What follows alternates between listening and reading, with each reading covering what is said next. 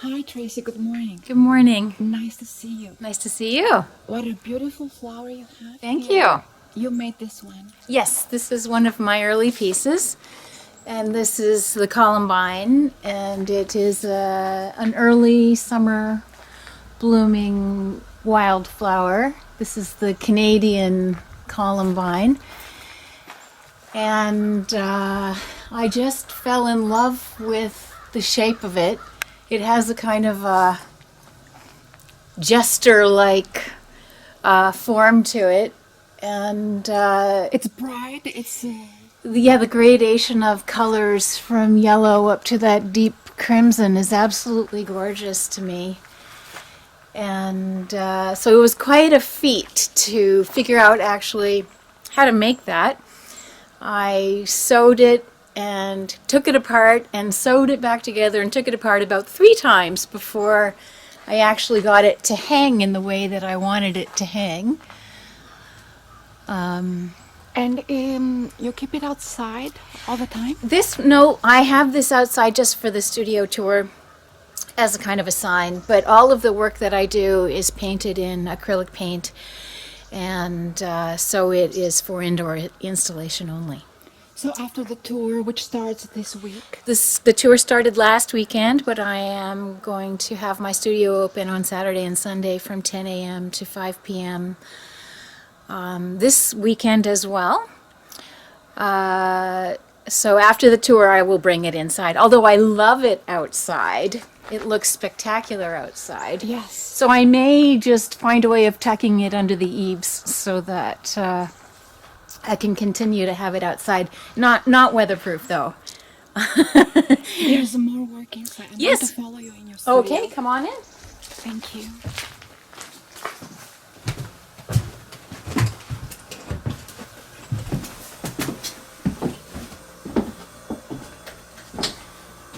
Welcome to my garden.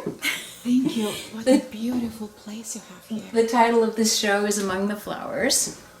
And as you may have guessed, I'm absolutely fascinated by flowers. So this is about 6 years worth of work. And this was my first piece, actually, the bleeding heart over here. And this is actually not a Canadian wildflower. It's a cultivated flower that I have growing in my garden. But this was the what if moment for me. I was walking in my garden and the bleeding hearts were blooming. And the bleeding hearts bloom multiple flowers hanging from a stem. And I looked at it and I had a vision in my head of this huge sculptural wildflower, and I thought, that is absolutely spectacular. I have to make that. So I experimented with materials for quite some time, started out making them with chicken wire and discovered that that was a very difficult medium to work with, and I was cut to ribbons, and my husband said, you know, flowers are actually soft. And so then I started making them by sewing them and stuffing them and quilting them and treating them more as fabric sculptures. So all of the sculptures I have made are made with artist's canvas. So once I have sewn and wired them, then I gesso them and paint them as I would any normal painting. So they are 3-dimensional paintings. So I, as yet, have not had to go any further than my own laneway for my inspiration. All of these flowers are common wildflowers that grow in my wild garden. So this is the snowdrop, one of the first flowers that blooms in the spring, blooms right through the snow. Also an early piece. As I have made each flower, of course no one else is doing this kind of work, so I've really had to create the technique and figure it out on my own through trial and error and sewing and tearing apart and sewing again and tearing apart. So I have become more and more fascinated with the botany of each flower. So my goal here is not to make pretty flowers, although they are pretty. I'm very interested in all their bits and pieces, all their parts. So before I start a piece, I wait till they're blooming, and obviously wildflowers bloom very fleetingly, so I sparingly cut one at a time, and I dissect them and I study them under a magnifying glass, and I count their anthers and filaments and petals, and I photograph them with a macro lens back and front. And I really study them. I need to know the flower very intimately in order to create it. So you have a scientific approach to... Kind of. I'm not a scientist. I'm an artist by training, and an artist from the moment I could hold a crayon. But I've become fascinated by the structures of the plants. This is a red trillium. So they grow very commonly in the woodlands in the spring, and when I took this one apart, I was absolutely amazed and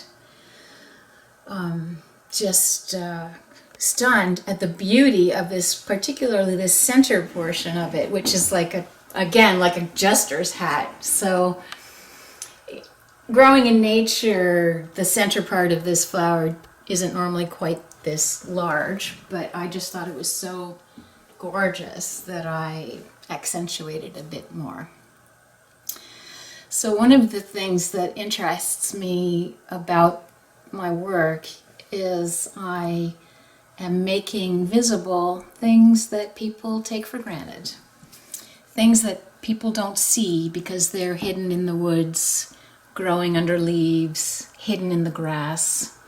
It's a sort of an unseen, absolutely beautiful world that I'm saying, come, look, it's beautiful. Especially with the trillium, we are used to being it white. The white trillium is the more common one, but I just happen to be fortunate to have the red ones growing in my yard. So this one here is an interesting one. This one is called Gill Over the Ground, or people know it commonly as Creeping Charlie. It grows in the grass, and the blooms are barely an inch long, like they're tiny, tiny blooms. And I just saw them in the garden. People normally mow them down with a lawnmower. And I put it under a magnifying glass, and I was absolutely knocked out by how gorgeous, how absolutely gorgeous the blooms were. So, you know, the purples and the gradations from light to dark, and the spots and the little hairs growing inside, and it was just a spectacular bloom. So as you can see, my sculptures, I paint them inside and out. So they're very physical to make. This one I felt like I was painting the Sistine Chapel because I was having to get on my back to paint the underside of the flower, and it was quite a feat also to figure out how to support a flower that, you know, projects 3 feet out into the room. Is And someone an interesting who would feat. get a flower like this. Yes. How would they maintain it? Just like a regular painting? Yes. Yeah. I brush them off with a soft brush if they get a little bit dusty, but they are archival and they last, and I have them hanging all over my house, so they're absolutely wonderful to live with. Especially in winter. Yes, very colorful. This one over here is, of course, my nod to Georgia O'Keeffe, the Jack in the Pulpit.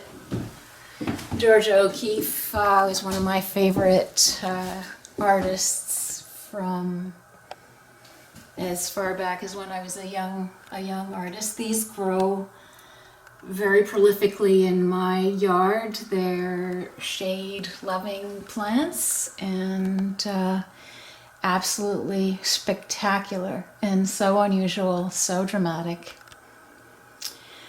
So By maximizing them, you actually show us how beautiful they are. exactly that. Exactly that. And it's, as I said, it's an unseen world that people just don't pay any attention to. So this one behind you is called the bittersweet nightshade. It grows in the summer in the ditches around my house. The blooms are absolutely, tiny, maybe 3/4 of an inch. And it's got this beautiful fused calyx here. This was a challenge to get the leaves to spring upwards and then curl. They're quite heavy, the flowers.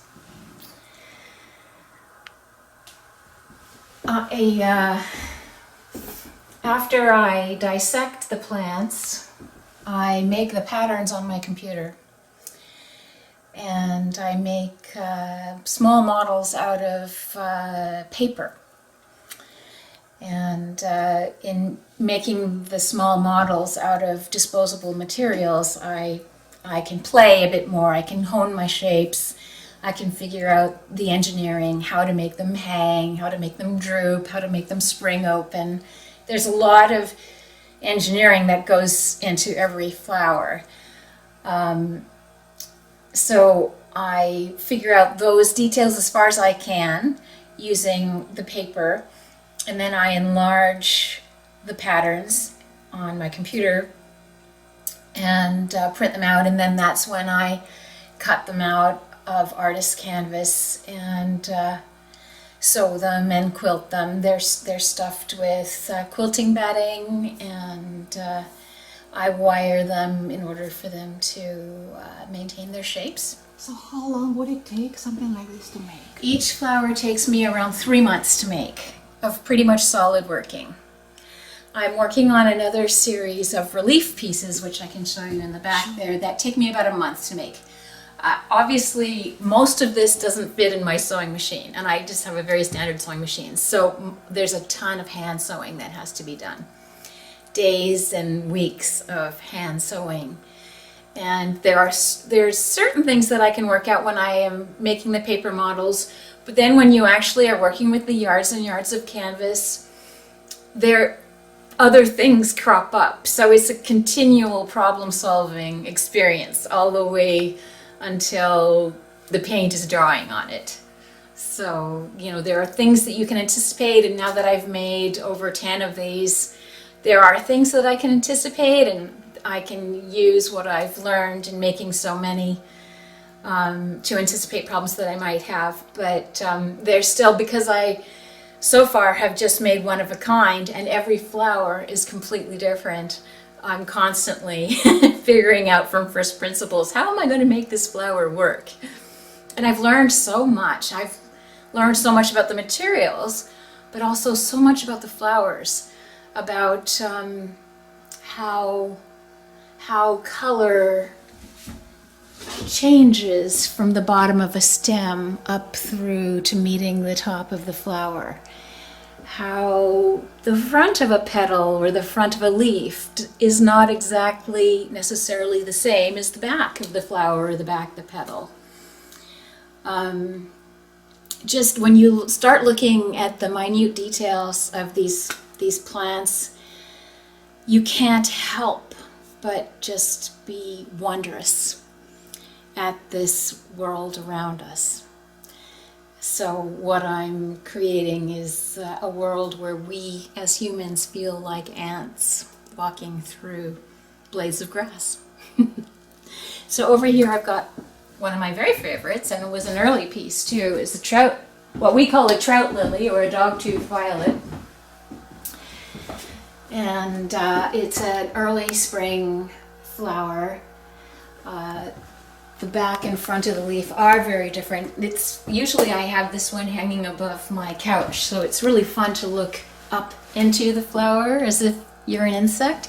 And it has 2 sets of 3 petals, which are actually very different. 3 of the petals have this beautiful, absolutely gorgeous patterning on the back side of them. So, you know, you see them growing, and they're, you know, again, very tiny, tiny little flowers that grow in the grass in the woodlands behind my house. And you think, oh, there's a yellow flower. But when you start studying it, you realize, oh, it's so much more than yellow. You know? So that's what I'm saying, is the details of nature around us are magnificent. Absolutely magnificent. So around here I can show you, Must be hard for you to let go of them. I am in love with every one of them. This is a cross section of a red clover. So this one was a real feat, because each one of these in a clover is a flower.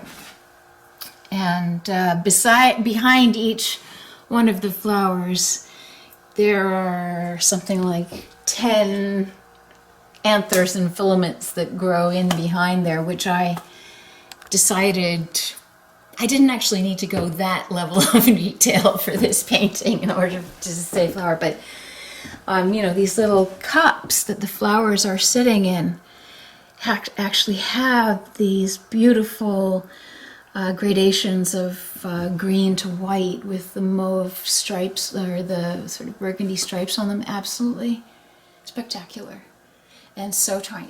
Just every little detail of that flower was just absolutely beautiful. Amazing. And there's more in the back. I've got a couple more here, and this one is the wild bleeding heart. And again, it was an early piece, and like the red bleeding heart, this one is called the Dutchman's Breeches. And it also grows in multiple blooms hanging off of a stem.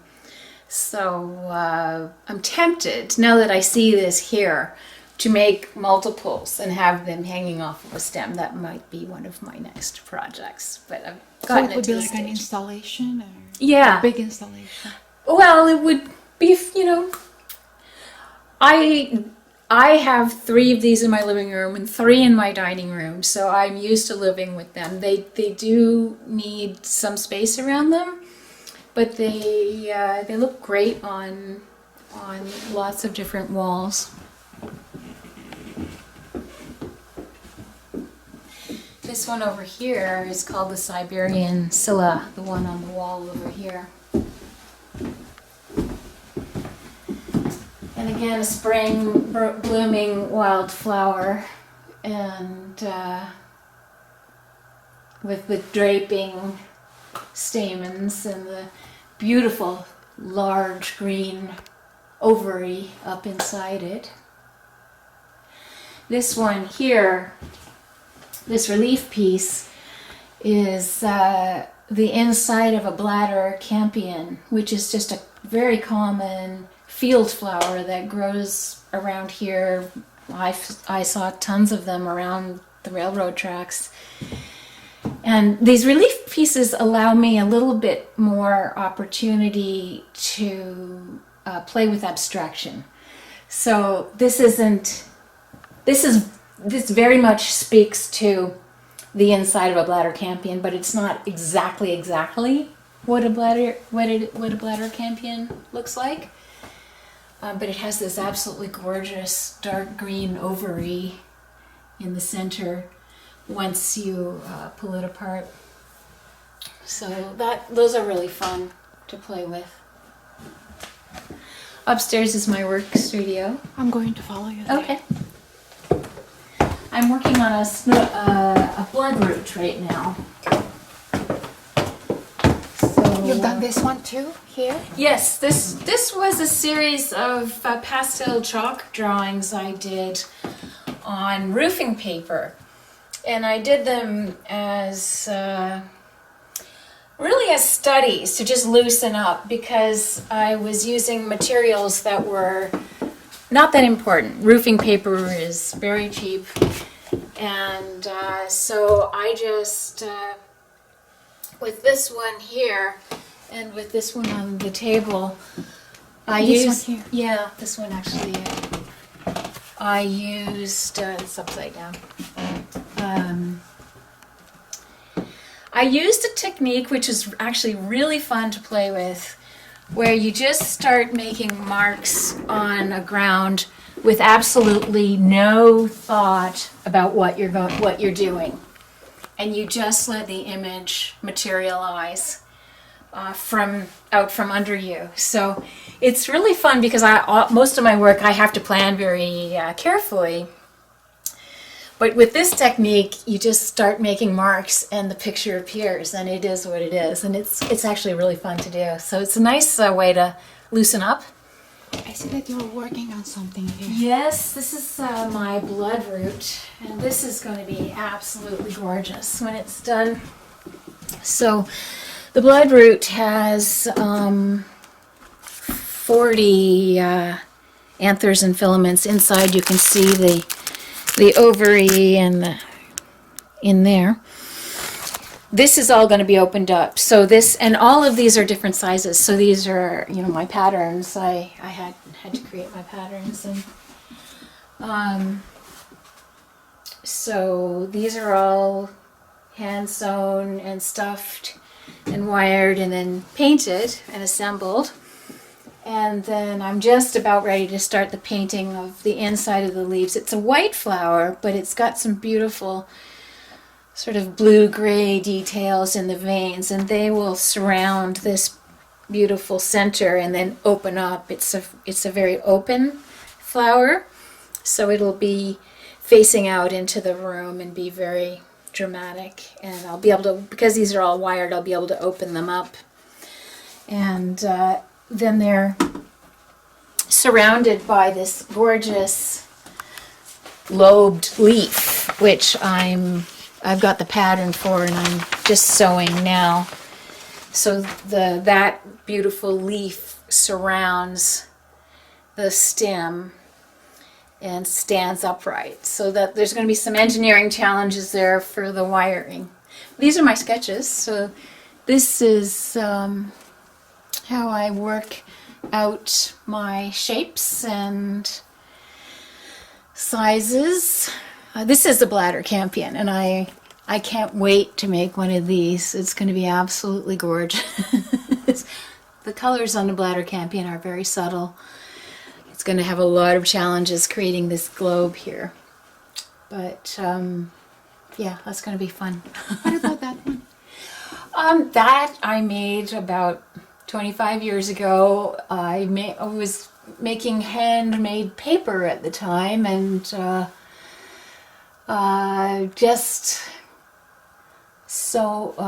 carved the heart. And I grew up in the Caribbean and South America, and so I grew up with the colors and sights and smells and the artisan traditions and the folk art traditions of those places, and they very much influence the work that I do now. I absolutely love folk art and naive art. I love the whimsy of those approaches. I love the spontaneity and the innocence of those approaches, and so I try to bring that, even though I'm trained, I try to bring that feeling into my own art, that feeling of whimsy, that feeling of play, of folkiness.